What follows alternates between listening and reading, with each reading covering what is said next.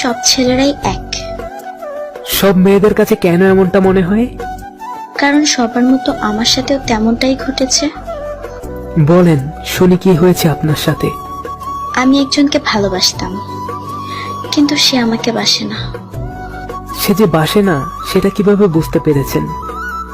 আমি এখন তাকে বিয়ে করতে বলছি, কিন্তু সে এখন করবে না। কেন, আপনার বাসা থেকে বিয়ের জন্য চাপ দিচ্ছে?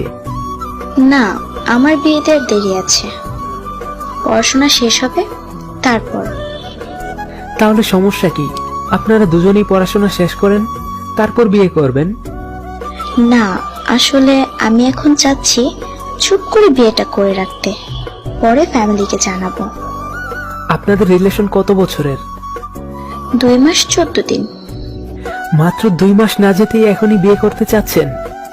শুধু 2 মাস কেন, বাকি